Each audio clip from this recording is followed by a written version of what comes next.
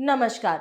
आज इस वीडियो में हम बात करेंगे एक गंभीर मुद्दे के बारे में और वो मुद्दा है छोटे कर्ज के बोझ में दबे परिवारों के सुसाइड का। हाल ही में उत्तर प्रदेश के बिजनौर शहर से एक खबर आई जिसमें कर्ज के कारण 4 लोगों के छोटे गरीब परिवार ने जहर खाकर आत्महत्या करने की कोशिश की। इस परिवार के 2 लोगों की मौत हो चुकी है और 2 लोग अभी भी हॉस्पिटल में भर्ती हैं। भारत में ऐसी घटनाएं बढ़ रही हैं जहां बैंकों, माइक्रो फाइनेंसिस कंपनियां और डिजिटल लेंडिंग एप्स के सख्त रवैये ने लोगों को अपनी जान लेने के लिए मजबूर किया है। कर्ज का यह जाल क्यों बन रहा है? क्या रिजर्व बैंक ऑफ इंडिया ने इसे रोकने के लिए कोई ठोस कदम उठाए हैं या नहीं? आज इस वीडियो में हम ऐसे ही कुछ सवालों के जवाब ढूंढने की कोशिश करेंगे। छोटे कर्ज जैसे micro finances loan, personal loan या डिजिटल ऐप से लिए कर्ज गरीब और मध्यम वर्ग के लोगों के लिए एक सहारा लगते हैं, लेकिन ये कर्ज अक्सर एक खतरनाक जाल बन जाता है। National crime records bureau NCRB की 2015 की रिपोर्ट के अनुसार छोटे कर्ज जैसे micro finances loan, personal loan या डिजिटल ऐप, इन सब से लिए गए कर्ज गरीब और मध्यम वर्ग के लोगों के लिए सहारा लगते हैं, लेकिन ये कर्ज अक्सर एक खतरनाक जाल बन जाता है। एनसीआरबी की 2015 की रिपोर्ट के अनुसार 3097 किसानों ने कर्ज या दिवालियेपन के कारण सुसाइड करने की कोशिश की, जिसमें बैंकों और माइक्रो फाइनेंसिस का दबाव बड़ा कारण था। 2020 से 2021 में आरबीआई को डिजिटल लैंडिंग एप्स के खिलाफ 2500 से ज्यादा शिकायतें मिली।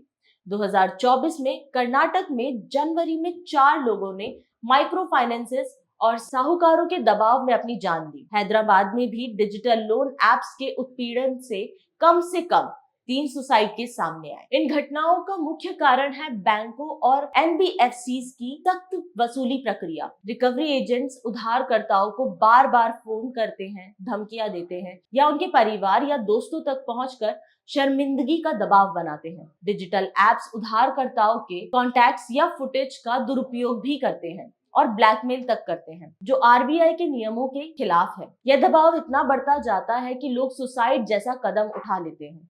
2010 में आंध्र प्रदेश में माइक्रो फाइनेंसिस कर्ज के दबाव में 80 से ज्यादा लोगों ने सुसाइड किया था और यह समस्या आज भी जारी है। ऐसा नहीं है कि आरबीआई इन सब मामलों को देखकर चुप रहता है या इन्हें नजरअंदाज करता है। आरबीआई ने कई कदम उठाए हैं। 2007 में जब कर्ज वसूली के सख्त तरीकों से सुसाइड बढ़े, आरबीआई ने गाइडलाइंस जारी की, जिसमें रिकवरी एजेंट्स के लिए रात में कॉल करने या प्रॉपर्टी जब्त करने से पहले नोटिस देना अनिवार्य कर दिया गया। सितंबर 2022 में आरबीआई ने डिजिटल लैंडिंग गाइडलाइंस जारी की, जिसमें एप्स को उधारकर्ताओं के पर्सनल डेटा का दुरुपयोग करने से रोका गया।